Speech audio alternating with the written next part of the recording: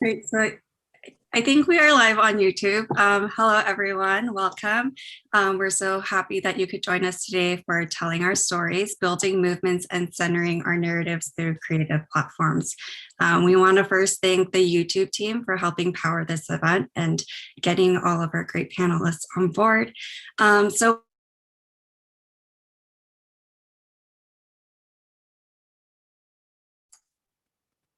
oops, sorry, was I? We've been talking about, we're hosting this event today because we've been talking and reflecting on the past year or so, which has been a difficult time for the API community.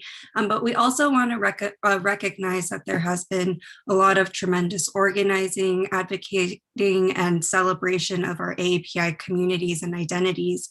So as we look forward, we want to think, the media might move on, the mainstream narrative might move on, but we know that we're continuing to build a movement with our genuine and authentic narrative. So we have a panel today to talk about how our narratives have carried us through the past year or so and how they will continue to energize the movement as we go forward. So we have a wonderful panel today. So first we have Representative Grace Meng, who represents the 6th Congressional District of New York, which includes Queens and New York City. Notably, she's the first and only Asian American member of Congress from New York State. She sits on the Subcommittee of Commerce, Justice, Science, and Related Agencies, and also the Appropriations Committee on Agriculture, and she is a powerful member of the House Appropriations Committee and vice chair of the Subcommittee on State and Foreign Operations. She has been a wonderful advocate for our community, not just her own constituents in Queens, but the whole API community. She was critical in leading and getting the COVID-19 Hate Crimes Act passed this year. She's also been a huge advocate to ensuring our community members, including our student populations, have had adequate internet connection during the pandemic. So thank you so much, Congresswoman Meng, for all of your work and for joining us today. We also have Congressman Andy Kim. He was first elected to the U.S. House of Representatives in 2018, and he represents the 3rd Congressional District of New Jersey. So while he is somewhat new to Congress, he is certainly a veteran when it comes to public service. He's been at USAID, the Pentagon, State Department, the White House National Security Council, and has also served advising in Afghanistan. Currently, under the House, he serves in the House Armed Service Committee, the House Foreign Affairs Committee, and the House Committee on Small Business. He's worked on developing economic programming for military families, as well as pushing for environmental protections. And many of you might see him on social media with his very adorable family, but also he received a lot of attention during the insurrection, which was a terrible day, but he really demonstrated public service by doing, even the little thing of like going and cleaning up and supporting the people who serve in buildings like our Capitol. So Representative Kim, thank you so much for all of your work and for joining us today. John C. Yang is the president and executive director of Asian Americans Advancing Justice, AAJC, and my boss. So have to say great things about him, but actually he is really wonderful. He leads our organization's efforts to fight for civil rights and empower not just Asian Americans, but all Americans, including a lot of minority and historically marginalized communities. He has a very extensive history in working in litigation, policy advocacy, education. He's worked to address systemic policies, programs, and legislation to fight discrimination and marginalization against APIs and other minority communities. And he has worked previously in the Obama administration, doing trade and strategic initiatives under the US Department of Commerce. And then last but not least, we have Phil Wang from Wong Fu Productions. He is the co-founder, executive producer, writer, and director there. The company was founded in 2003, which I remember because I grew up watching the videos in middle school and high school, and it being the first time I really saw my true experience as a young AAPI person represented on camera. Their work has been recognized by CNN, NPR, the White House. They have over 3 million subscribers and 500 million video views. And it really is, in my opinion, a platform by AAPIs for AAPIs, and one of the first groups that's been able to really champion true authentic representation. That was a mouthful because all of our panelists are so esteemed and experienced, and we're really excited to have all of them today. So first, since this session is about narratives and making sure that we're able to share our authentic identities and our stories, I'd love to start by talking about, in the past year or so, there have been so many examples of online creativity from the AAPI community. So I'd love to go around and have everyone share an example of your favorite instance of online creativity you saw from our community. So I'll start with Representative Meng.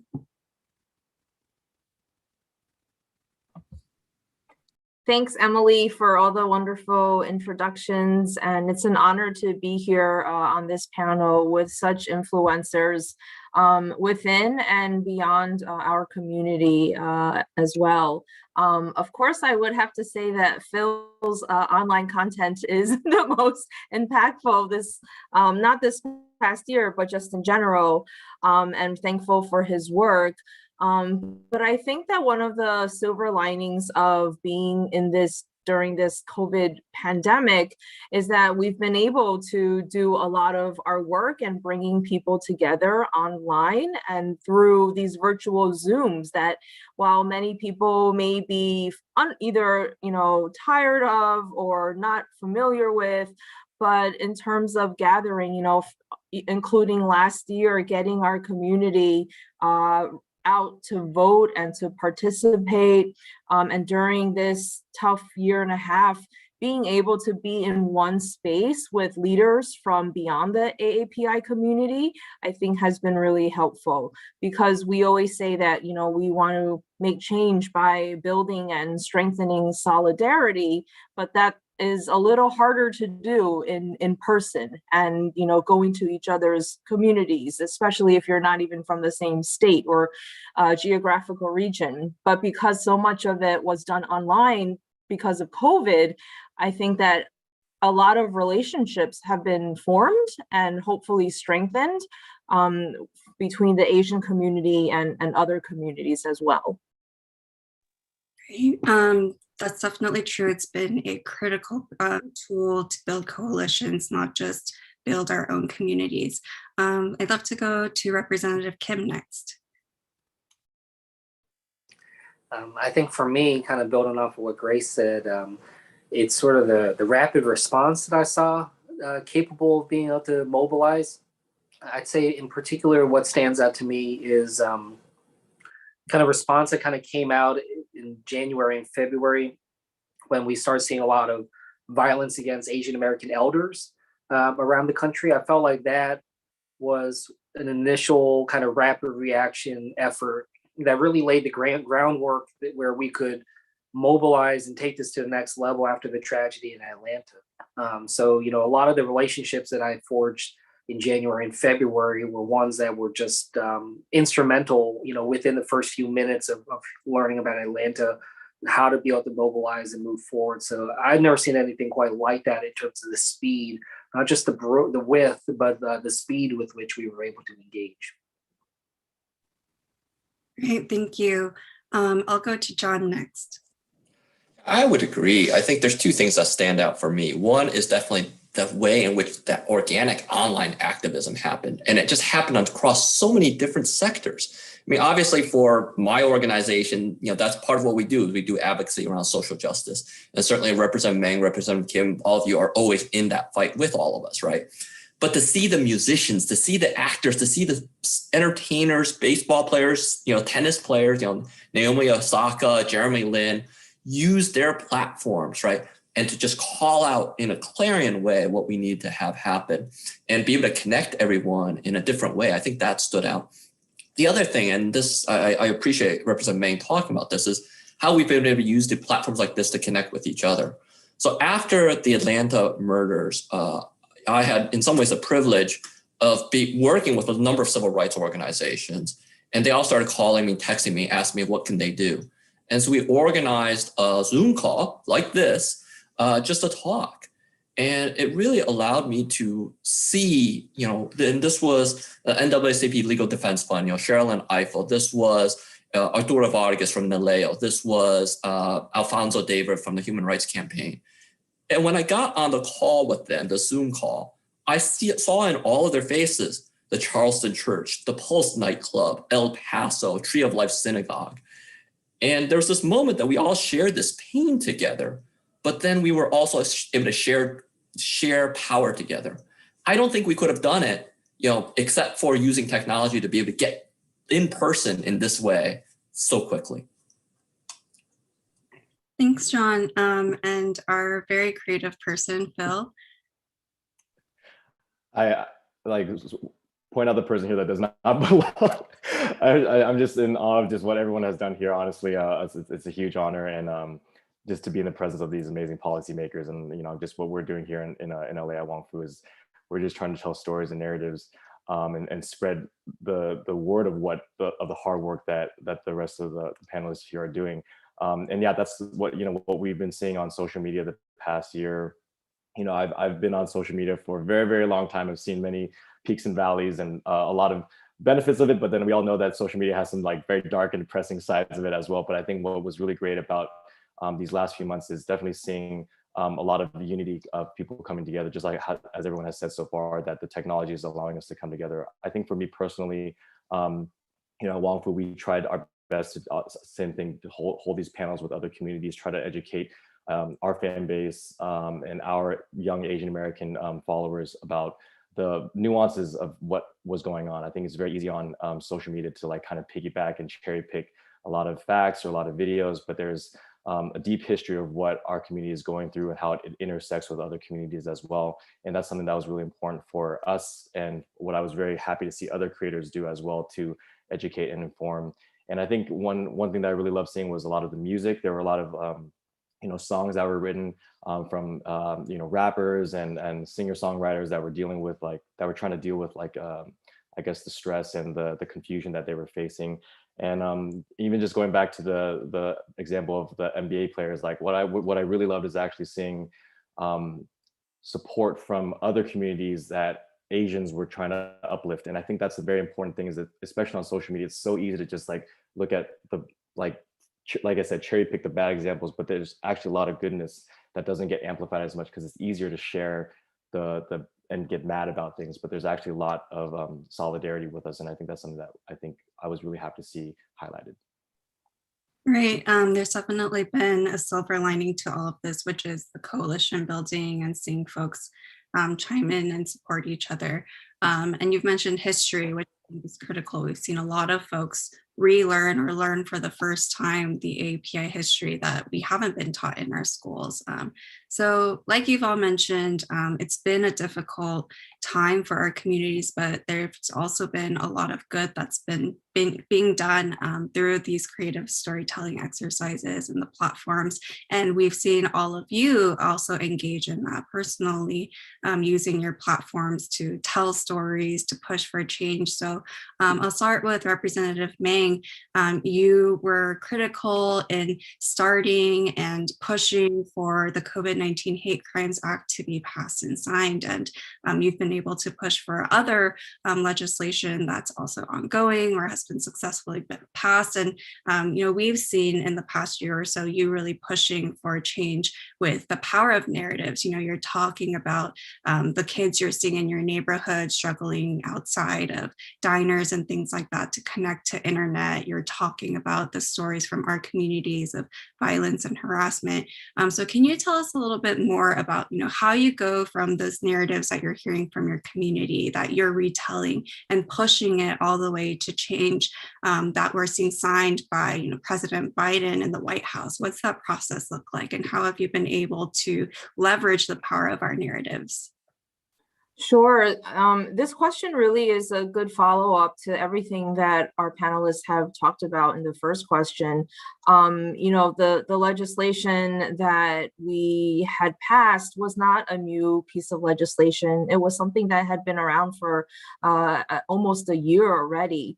But because of the ability through technology to be able to spread so many of these stories and personal testimonies, and as with probably these panelists, we're telling stories of our own experiences, maybe for the very first time in our lives.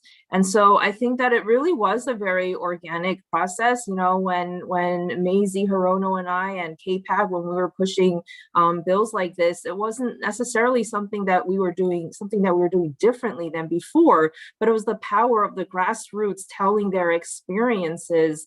And like what Andy said, starting from when we were seeing the most vulnerable in our elderly getting attacked, and then to the tragedies that happened in Atlanta, that really just touched and affected the hearts of so many people within and beyond our community. And that's what really motivated people to say, wow, like we got to do something, right? And that went all the way up to the president and the vice president, who even traveled to places like Atlanta to meet with our community leaders locally.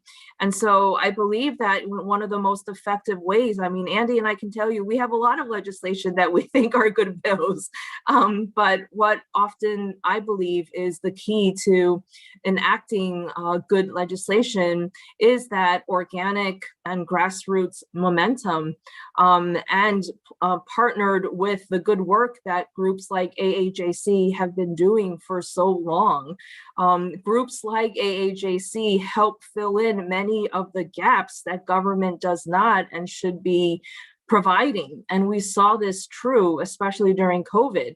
And so we worked with groups like AAJC and people in our community to push forth legislation. And legislation that passed, that was signed, is not the end all be all, right? This is just part of a more multi-pronged and complicated solution. For example, through our appropriations committee, we just got through funding that will help implement part of the legislation, which is really the more important part, right? Like millions of dollars to go to local groups to help educate, to help everyday community members with their various issues. And so, it's going to be a long process, but these personal stories, I think, are the most impactful. Thank you. And we'll go on to Representative Kim next. So you're fairly active on social media. You're posting everything from resources for the community to the advocacy you're doing, to just like personal stories about your family and things like that. And we saw that because you're able to engage personally directly with your constituents and the public, you're really able to get your story out there. So when the photos of you cleaning up the Capitol went viral, a lot of folks were sharing that on social media, but you were able to share your own perspective in your own words. And so I'm curious to hear, how has social media changed how you're able to serve? And are you able to connect with constituents in new ways? Are you able to hear different stories with them? Or like, how is your ability to share your narrative directly with the people you serve changing your work day to day? And congratulations, by the way, I saw that your jacket that you wore on that day while you're cleaning up the Capitol is now with the Smithsonian. Yeah.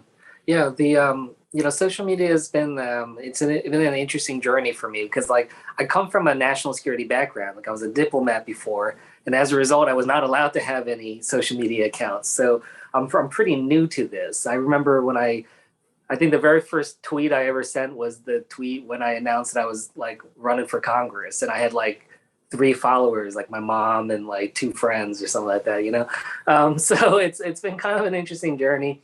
I can't say I'm somebody that is native to it or super comfortable. In fact, I'm pretty uncomfortable still, but I think what I try to do is find my voice and something that feels honest to me. And so as a result, you'll see a lot of the posts that I do are kind of longer form, trying to be very honest and open, and honestly trying to be vulnerable too. And I think that that's been something that's been difficult for me. I think as a public figure, you're often trying to present yourself to be as strong and rock solid as possible, and we perceive in this country leadership to mean that we are just this brick wall. But I think right now, actually, people want to be able to connect with officials on a personal level. They want to know that I'm worried about my kid's future. They want to know that I share a lot of those same concerns. So far, we've just been doing that. But like I said, there's one post that I did talking about how my 5-year-old was teased at school. Someone calling him Chinese boy. That was an immensely difficult post to write, and I even to the moment of clicking submit, like I wasn't sure if I would do it. Both in terms of like, can I tell this story? How will it be received? And I think the reception of it, and the fact that a lot of people shared with me their stories, that's what is different. So few of my opportunities as a member of Congress are there opportunities where I can tell my story and hear back from people. A lot of it is one way, people asking me questions and I answer them. I very rarely have the chance to hear from folks in a meaningful way.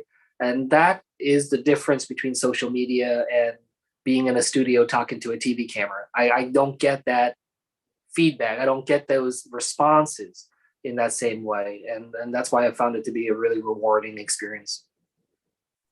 Right. We've definitely seen more candor and vulnerability, I think, across our entire community, and it's been really powerful to see.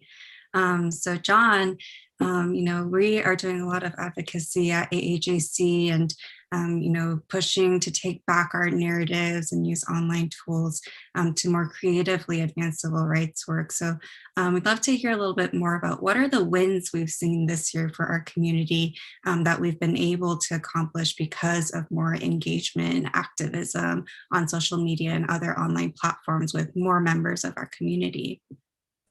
Sure. And actually, before I even talk about that, though, I again want to commend Representative Meng, Representative Kim, and Phil as well in terms of how you're connecting with people. Because I think sometimes we all talk about these online platforms and how it causes us to be in our own silos or just spending screen time. Now, I'll admit, as a father of 2 young kids, I worry about screen time for my kids.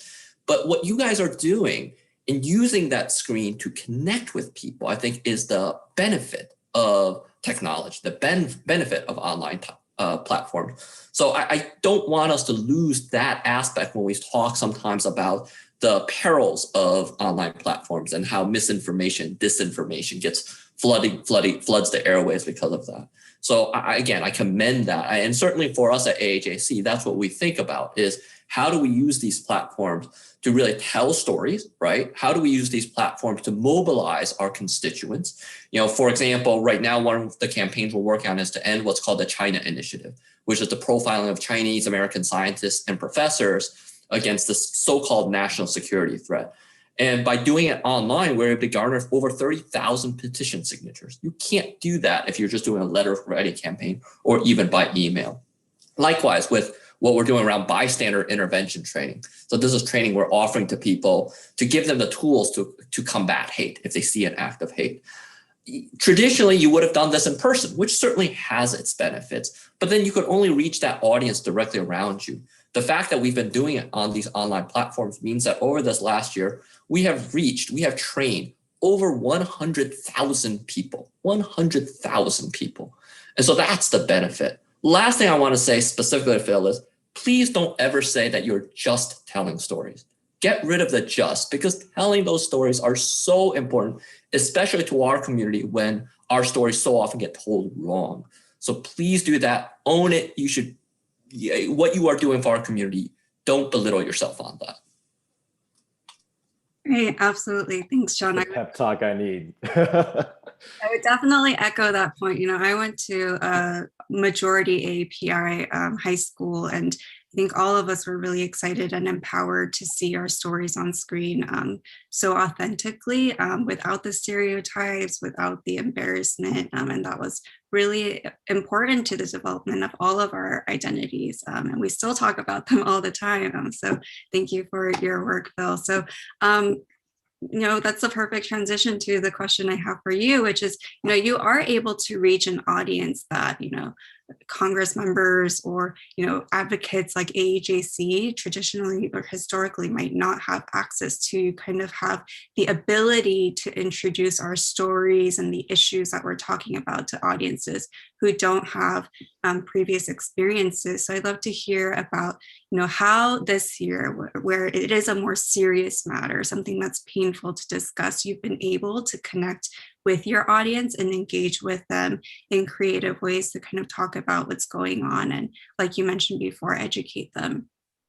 Yeah, there's so much to unpack here. I think, just even just to, respond really quickly to what you were saying about the storytelling. Yeah, I think one thing that we've always done at Wong Fu from the beginning, whether it was intentional or not, is we've always just been unapologetically Asian American. I feel very lucky that I grew up in a situation or with role models where I never felt lesser, or I never felt like I was ashamed of my background. I knew I was different, but I was always very proud to be Asian. I definitely grew up in that mid-90s era of like Asian pride, and that was it was very impactful for me growing up. And so, as we continue making content, yeah, never shied away from casting ourselves or just representing ourselves.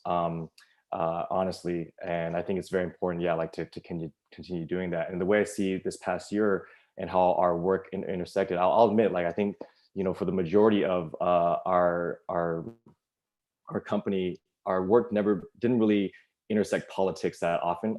We did voting campaigns. We would try to be aware of certain I guess current events, but this year specifically, I think really called on us to try to connect the work that AAJC and our congressmen and women have been doing to our fans, because yeah, there's a disconnect. As much as social media is there to connect us, there definitely is this gap, I think, sometimes between, because sometimes people just they don't want to follow what's going on in politics, so they don't follow certain people. But thankfully, I see myself and what Wong Fu is as like this bridge. I do follow people that are involved. I obviously follow our representatives and everyone, and I see what the work that Representative Meng and Kim are doing. I see what AAJC is doing, and I feel a responsibility to say, hey, at least I need to amplify, or I need to share with our audience this is what's happening. Because another really frustrating thing too is you see a lot of people on social media in the comments or whatever, and there's a lot of complaining but not a lot of doing.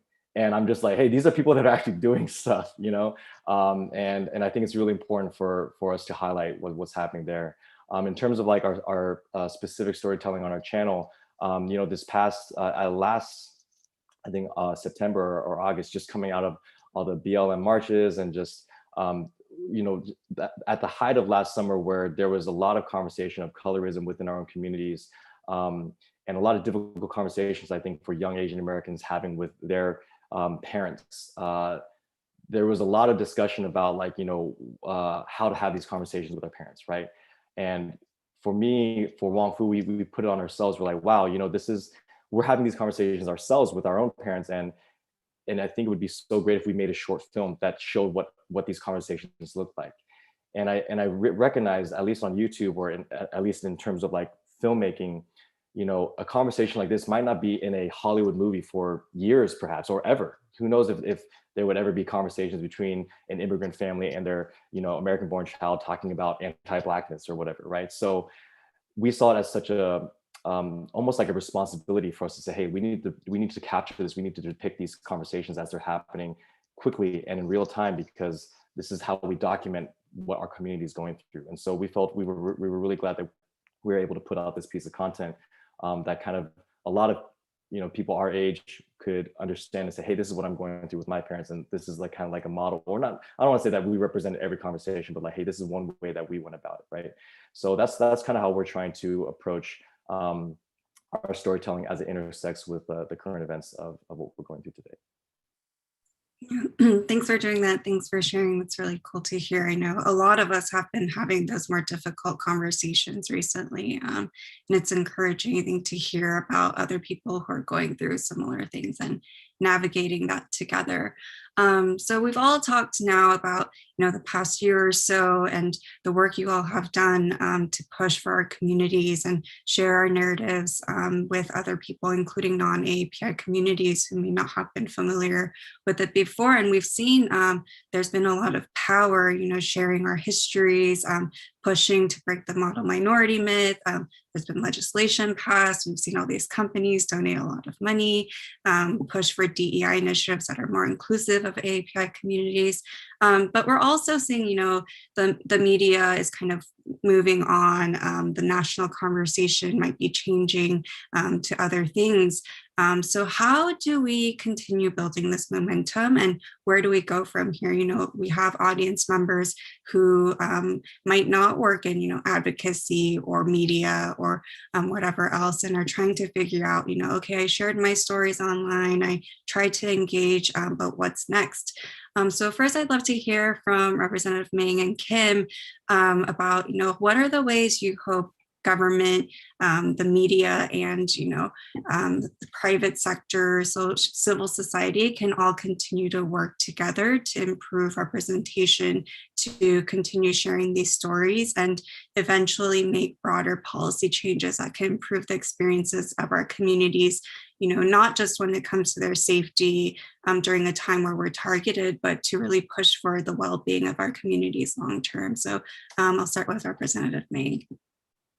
Sure, that's a great question. I think from day one, when all of this was happening, what kept me most awake at night was what would happen after the month of May, right? When people weren't paying attention to us anymore, when media wasn't covering the stories anymore. And, even although it would be good if the violence was decreasing or just not, maybe happening anymore. So I've always thought about, what happens next.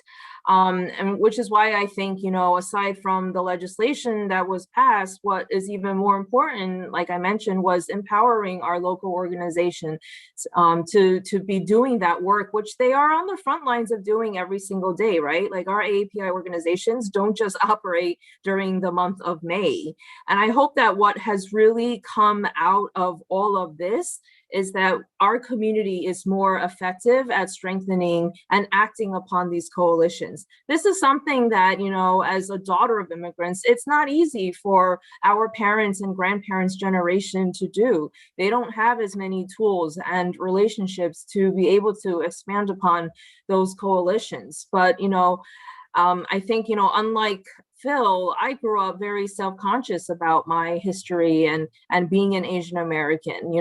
I was, always trying to fit in, always felt like I was different, and just always wished that my story was like theirs, that my food was like more American and my parents looked more American, right? And so I think throughout this past year, as we're all telling our stories and sharing with each other, that has not only empowered our own community, but has helped other communities better understand us. Like, yes, there's poverty in the Asian American community, and we have to talk about that and we have to share that. So, at the end of the day, something that the NAACP President Johnson said once that really resonated with me is the importance of being a friend before you need a friend. And whether I'm talking to like young Asian activists or older generation Asian Americans, I always bring up that quote, because we have to do things differently than has before. This moment in history will mark and will tell how we go forward as a community, and will reflect upon the changes, if any, that we're able to make. Great, thank you. Definitely powerful to think about being a friend before meeting a friend. I'll move to Representative Kim, same question. Yeah, well, I like that. I like that quote that Grace just flagged. That was very poignant. When Grace and I went down to Atlanta shortly after the shootings, and I remember we were having a conversation with the broader Asian American community down there after we met with the families of the victims, and one of them said something that was kind of stuck with me. The person was just asking, just like they were asking, like, does the Asian American community in New Jersey and New York and California and Chicago, like, do they see us here in Atlanta? Like, do they understand that we exist, and do they care about us? And I thought that was really powerful, because that it kind of highlighted how siloed we can be geographically, and how that really pushes us to think about how we forge a broader national identity and understanding. If we don't have that kind of lateral connections. And me and Grace and Phil and John and others, we're playing different roles in being that connective tissue, but there's clearly something deeper we need to do. And I don't have the answer for what that means, but that's sort of something that I've kind of committed myself towards. The other aspect of this is I remember, talking to some folks about having, different in-person talks about Asian American identity APIs in this country. And I remember I said, well, why don't you come to my district? And this one organizer, who sort of said, like, well, you don't really have many Asian Americans in your district. And I said, that's exactly the point. Like, it's just like, my district is a district that's 85% white that voted for Trump twice, has less than 3% Asian American population. This is the kind of district where we need to have those conversations. We got to make sure that we're not just having it amongst ourselves and like patting each other on the back and dealing with that, but like, how do we broaden that out? And it'll get uncomfortable. Trust me, it will. But it's necessary. If I always kind of felt, and my parents always said, like, if you feel comfortable, you're not working hard enough. We should try to make ourselves uncomfortable in a safe way, but in a way that pushes it, and does that. So, that's just something that I'm trying to think about in terms of the infrastructure that we're building and how we try to grow it in a meaningful way. Sure. I think that's a really great point. We've been seeing a lot of activism and sharing our stories, but I do sometimes wonder, when we share on social media, for example, is it just an echo chamber? Are we sharing our AAPI stories with our AAPI friends, which is great and powerful, but only goes so far. And so a follow-up question for both of you is, especially when it comes to creating change at the level that you all are at, where we see these giant institutions that can sometimes feel very far removed from our communities and our daily lives. It kind of seems like, our stories don't really matter, aren't making an impact on the Hill. So I'm wondering if you two have any advice you could give to folks who are watching on how our narratives can be powerful and can create the change even at the very high federal levels that you are at, and what does that look like practically day to day? What can they do to push for change at those levels? Yeah, I'll jump in first and give Grace a rest, because I'm just kind of her sidekick in Congress, so I'll kind of take this one first. But what I'll say is that the stories really do matter. It's important to educate and inform. After I started sharing some personal stories, I had a member of Congress, a Democrat member, I won't say the person's name, but the person said, like, oh, I'm so sorry what the Asian American community is going through, but don't worry, COVID's almost over. And that was a Democrat that was thinking that this is just because of COVID, that this is just because of Kung flu and those types of attacks. And I just like, whew, I gotta let me figure out how to approach this. And I think that shows that, look, we can't take it for granted. We can't assume that people know what the Asian American experience is. To Grace's point earlier, it's also not monolithic. And, there's lots of different ins and outs of that even I don't know all the ins and outs of all the different experiences that different groups are experiencing here. So come talk to me. I want to hear from you. I was actually kind of frustrated because I felt like in the lead up to Grace's bill going, in the Senate and the House, I didn't hear as much noise from Asian American groups and grassroots folks as I would have liked. And I think that's something that we need to engage upon. In fact, I heard way more about a lot of other, communities and diaspora communities than I did, from Asian American groups. So I just feel like, we need to challenge ourselves to make some calls, do some roundtables. Don't just assume, don't just wait for me and Grace to come knock on your door and give you a call.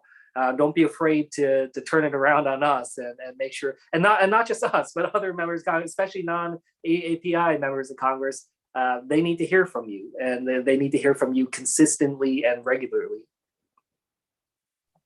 Yeah, Andy's last part actually is a great way to start. What I wanted to share is that during COVID, especially after Atlanta, all of a sudden, Andy can correct me if I'm wrong, I felt like so many of our colleagues on both sides, even on our side of the aisle, started talking about and recognizing that there was discrimination and violence against Asian Americans. There were some colleagues where I even wondered to myself, like, is this the first time you ever used the words Asian American? And they were so supportive. But part of that was because they were probably hearing from their constituents. Even if they didn't have many Asians in their districts, they were hearing it. I mean, those first weeks after Atlanta, there were gatherings and rallies in places like Maine, in places like New Hampshire, where you wouldn't have imagined that they would be able to put something like that together. And I think that's because the everyday constituents and voters spoke up in those communities. But I really do think, again, that it is up to us, right, to make that long-lasting change. We don't really have a guidebook or roadmap here. We're sort of charting our own course right now, and I don't have all the answers, but I know that we have to make sure that we are telling our stories, and that we have to call people out when they're not including us, right? And this sometimes includes our own colleagues and our own allies. There are so many rooms and conversations where I'm a part of where they'll talk about addressing the needs of many other communities and completely leave out Asian Americans. And then there are also so many times, and this just happened recently on one of my committee meetings, where they single out certain countries or nationalities. And I'm not saying that those aren't issues that we have to deal with, but China is not the only country that we have to deal with.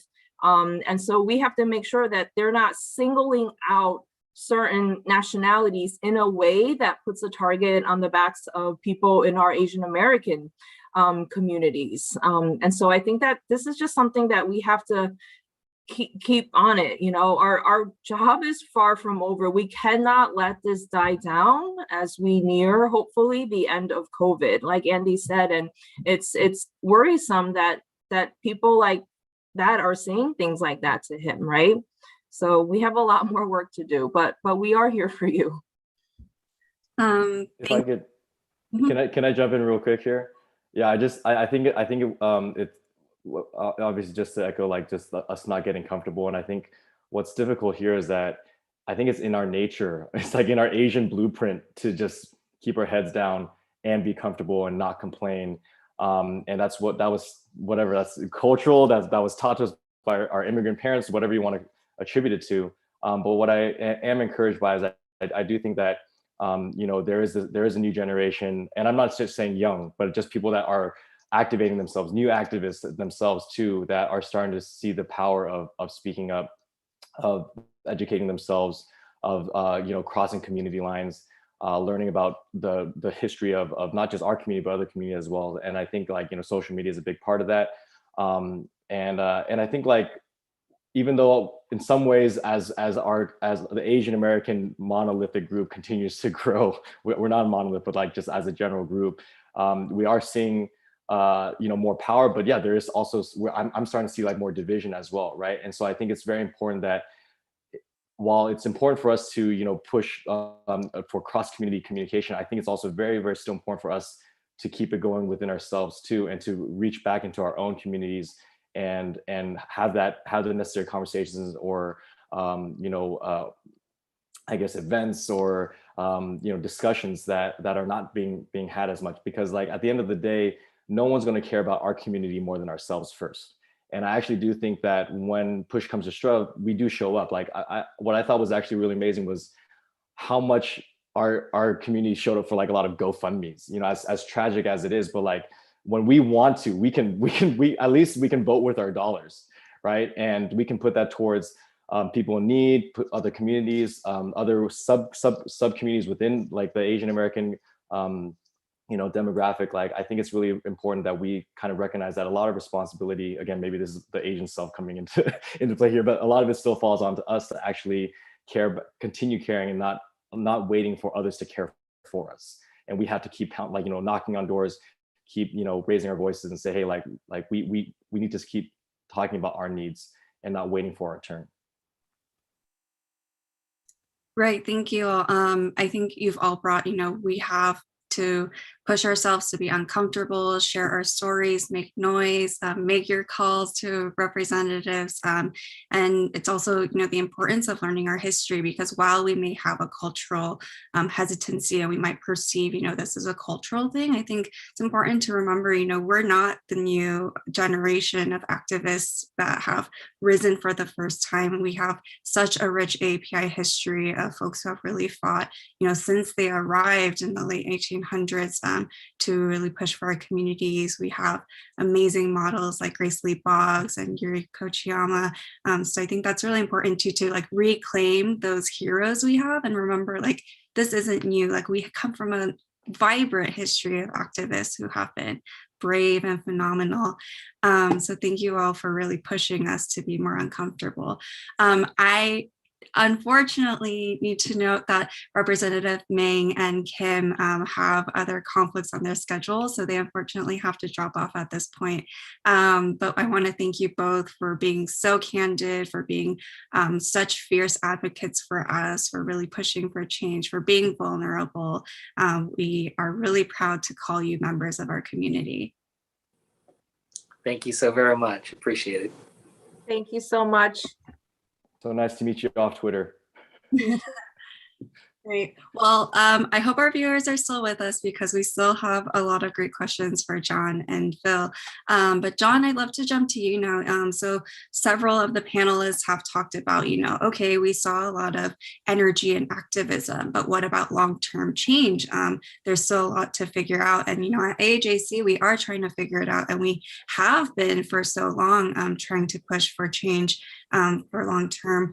So I'd love to hear a little bit more about what's going on now, now that things are quieting down a little bit, the dollars might be slowing. What are we doing now and how do we keep this going? Right, that's a great question. I think the question is sort of I'm going to call it, how do you consolidate your base, but at the same time expanding your reach, right? Consolidating your base, recognizing what all the previous speakers said about the fact that we're not a monolith. And how do we make sure that we all see ourselves cohesively? Because there is going to be tension. Historically, if you think about our communities, literally they were at war with each other if you're talking about the countries in Asia. So it is understandable in some ways that when we get here to the United States and we're dealing with newer immigrants and we're dealing with, frankly, unfortunately, a scarcity of resources, there's going to be tensions. So we have to navigate that and make sure that our house is unified. But then to Representative Kim's point, he's not the only one that mentioned it, is how do we expand beyond that? First expand beyond that to communities of color. One of the things I want to be very, very clear about is there is this anti-Blackness that we need to deal with it in our own community. That's not helped sometimes. We're talking about technology platforms by social media that always portrays that the attacker of an Asian American is an African American male. Unfortunately, that's the image that is often portrayed on social media. The reality, though, is that the evidence is that is a very small minority. Studies that have been done both this year and previously show that only about 5% of attackers or 10% of attackers of Asian Americans have been African Americans. Rather, the vast majority, over 75%, are Caucasian. Of that, overwhelmingly, they are male. So that's what we're dealing with. And to recognize, let's be even more direct about that. Who was the person that killed 6 Asian American females in Atlanta? Who was the person that killed 4 Sikh Americans in Indianapolis? It was a Caucasian male. So we need to make sure that we are consolidating and making sure that we're not sort of pitting ourselves or others are pitting us against other communities of color. And then number 2 is having those difficult conversations to make sure that we build together. The last thing I would say is, in terms of how we keep this going, is yes, there are some of us that need to think big and think about movements and the like. But for many of us, it's just about what can we do? If each day we just do one small thing to move the needle. Have that one extra conversation with your neighbor about sort of an Asian American stereotype that he or she may have unfortunately unintentionally engaged in, and correct that, right? If all of us just do that one extra thing each day, and look, certainly I can't say that I've done it every single day. That's how we make progress. Yes, we make progress in big leaps and bounds at times with legislation like Representative Meng's, but oftentimes that progress is that retail piece that happens one person at a time. Yeah, definitely. I know at AAJC, we definitely rely on the power of individuals. So anytime we run a campaign, whether it be for immigration, for the project you brought up about anti-profiling, we really need the individuals to chime in and push their support with us, because without them, it's really just a group of 25 of us or something. And I know a lot of folks in the chat who are watching with us have mentioned the importance of pushing for API history to be taught in US schools, for example. And that's certainly a part of it. And that's one of the campaigns that we're working on. So I'd be remiss not to say, to give a little plug in for my workplace and say, we hope that you can join us in those campaigns, because every call you make, every petition you sign, every story you share, like Representatives Meng and Kim shared, does matter, and they do want to hear from you. And so if you believe in something like pushing for API history to be taught in schools, there is work that you can do, even if it seems small and makes an impact.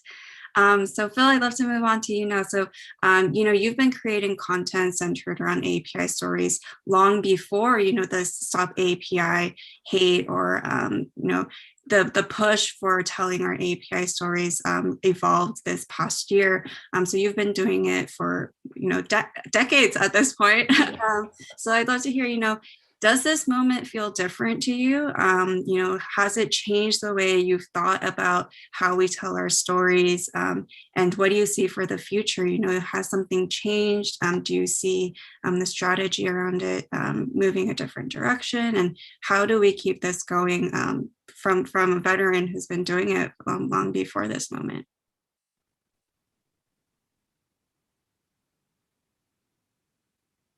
Yeah, I mean, that's an hour-long conversation in itself. There's so many ways to approach how we move forward. Just really quickly, just to comment on John's comment about just having an impact around just one other person every single day. I think I wholeheartedly believe that social media can make it seem like the world is very big and you can't touch it, you can't affect it, but remind yourself that the world is actually still very small. In your sphere, you have 10 people that you might meet every day. Just focus on being good and having empathy and educating people around you just in your own sphere. I think that's so important, because social media can sometimes bog you down with just like how much is going on in the world. To answer your question about if this moment feels different, I've actually asked myself that question a lot the past year, because we have seen a lot of, I don't want to say movements for the Asian community in entertainment and in media representation over the last few years. I will say that this is the first year where a lot of companies started actually celebrating internally APAM. There's been a lot more spending in that sense. There's been a lot more pressure from the employees themselves. As it's terrible, that it had to come to this, or that we were pushed to this point because of all the events. But definitely, even within YouTube, I was just having a conversation with a team at YouTube and Google about them wanting to push more Asian American initiatives. And now we have the data, we have the momentum to actually get things started and feel heard, and from whoever are the decision makers of where these budgets go. So yeah, I think that there is definitely a shift. I think the way that we keep it going, though, is to show, like, we need to show that through data, through intangibly or tangibly, like stories too, that the work is actually helping, and that there is still more work to be done. Like we're saying, Asian Americans are not a monolith. Our history is not brand new. We have been here. There's been a lot of discrimination in many sectors, in many industries for a very long time. So while it's great to say, hey, let's put up a corporate hashtag Stop Asian Hate, in May, that's not enough. And we can see and learn from other communities too. We know that the battle's never over. Like we can look at our other groups and see like, man, like and that's something that we can, gain from having a, cross community conversations, is that there's still a lot of work to be done. There's always more equality to find. And I think like for Wong Fu, for entertainment and media sense, like I think that's the importance of storytelling, is because a lot of times what shows or what just media in general does is that it puts in front of people things that they might not normally see in their own daily lives, right? You can watch a show, you can hear a story that you haven't had personal experience with, but because you saw it represented in this way, now you have some sort of level of understanding or empathy, or you have a peek into a world that you didn't have before. And so that's why it's so important for us to continue.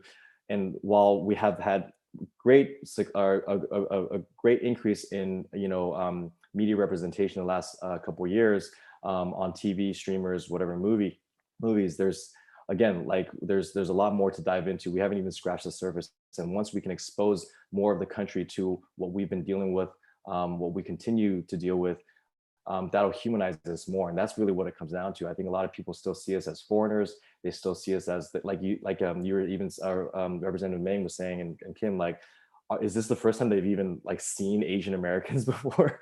Even though we share the same country, we share the same roads, we're in the same stores and malls. But yeah, like a lot of people literally don't see, we are invisible. And I think it's so important for us to start stepping outside or from our comfort zone and from the shadows to say, like, this is we've been here and we have a lot more to say. Right, that's really powerful. I think a lot of folks who have started sharing their stories, the response they get is, oh, I didn't know that you experienced that too, or I didn't realize it was part of your story. And so I think we all have some variation of it to share, but many of us have restrained ourselves, and it's been really powerful to see people. Yeah, I just real quick, I think it's also, again, I don't want to put too much on like our cultural what's innately in us, but like I really do think like we're taught from a young age, like, oh, our stories aren't that special, or we're not that unique. And so a lot of Asian Americans, they come up in their companies or whatever their jobs are, and they just kind of keep themselves. But actually, yeah, like when you start sharing, even for myself, I live in a very Asian city. Like my company, my community is very Asian, but like I have to remind myself, hey, like there's a lot of facts and a lot of knowledge or experiences that are that a lot of people don't know about. So it's still important to share. And even for me, like it's so uncomfortable, but you gotta kind of push yourself. Yeah, and that's definitely the power of reclaiming the narrative for ourselves, rather than, we all grew up in the confines of like this model minority myth, in addition to the cultural issues you're talking about. So yeah, I think it's been really powerful to see. And unfortunately, we're out of time, but I want to thank both of you, as well as Representatives Meng and Kim, for being a role model to the rest of us about how to be vulnerable and brave and sharing our stories and really uplifting our community. So thank you so much for your insight today. It's been a really challenging, thoughtful conversation. I've learned a lot. I hope it's been useful to others as well, and a big encouragement to us to keep going with all the great work we've been doing. So thank you both so much. It was an honor. And again, thank you, John and Emily, and the work that you guys are doing over there. It really makes a difference. And what we're trying to amplify and push people, towards it as much as we can. And it's really important. And everyone watching, it's great that you guys are here caring about it too. So thank you, everyone. Right. Thank you all very much. Same to you, Phil. Keep doing what you're doing. Just do it. We're all big fans. That's right. Thank you.